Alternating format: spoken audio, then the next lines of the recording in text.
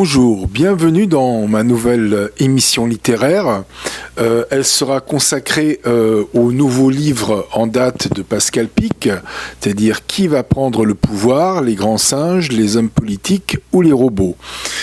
Donc j'ai trouvé très intéressant d'analyser ce livre-là pour vous, parce que c'est un livre qui va à l'encontre de l'actualité, de l'actualité sociale et politique. Pour cela, Pascal Pic va bien sûr prendre ce qu'il connaît le mieux, ce de quoi il sait parler le plus, c'est-à-dire les grands singes. Derrière tout ça, il y a bien sûr des messages qu'il fait passer au monde politique d'aujourd'hui. En l'occurrence, nous avons une petite phrase énigmatique en postface où il est dit « Ce livre est aussi un bestiaire à clé » où toute ressemblance avec les personnages existants risque de ne pas être pure coïncidence. 3 petits points.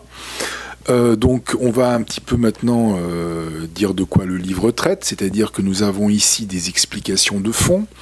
Les explications de fond nous permettent une réflexion sur la forme. Qui ne sait pas décoder le langage des singes ne risque pas de pouvoir faire ensuite une analyse sociologique cohérente de ce qui se passe aujourd'hui dans le monde. Il définit les hommes politiques comme des gens qui ont une empathie sociale. L'empathie sociale est certainement beaucoup plus grande en eux que dans le commun des gens. C'est pour ça qu'ils arrivent en fait à faire le métier qu'ils font. Et effectivement, ce que Pascal Pic observe aujourd'hui, c'est que les États occidentaux, comme les États-Unis avec Trump ou même la République en marche, sont un petit peu désoclés de la réalité sociale. Ça, c'est sa pure appréciation à lui. Hein. C'est pas du tout mon appréciation. Mais voilà, il prend ce postulat-là pour dire en fait que ces politiciens ne regardent pas, ne prennent pas conscience des nouvelles contingences et solutions d'avenir qui apparaissent par Internet, et donc ils restent dans des positions étatiques très dangereuses. Alors effectivement, on peut à partir de ce moment-là comprendre ce qui s'est passé en France depuis l'été 2018. Donc je vous en ai déjà parlé dans un podcast que j'ai consacré à Claire Sévrac, donc le cas Macron et son affaire Benalla.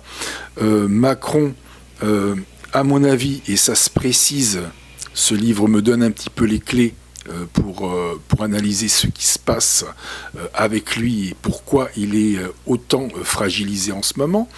C'est-à-dire que Macron, à mon avis, la Macronie, c'est un concept abstrait, bien sûr, mais ça englobe quand même des gens.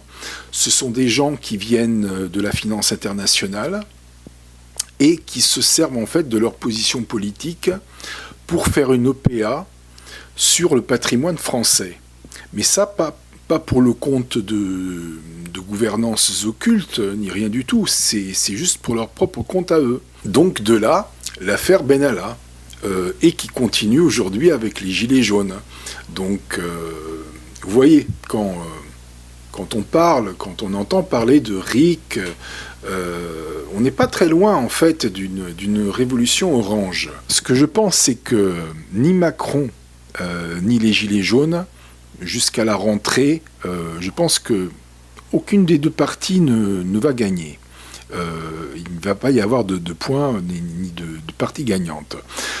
Mais après la rentrée, donc septembre ou octobre, nous devrions avoir quelque chose de nouveau sur ce qui va se passer en France maintenant. L'émission d'aujourd'hui est terminée. Je vous donne rendez-vous pour une prochaine vidéo. Jusque-là, portez-vous bien. Au revoir.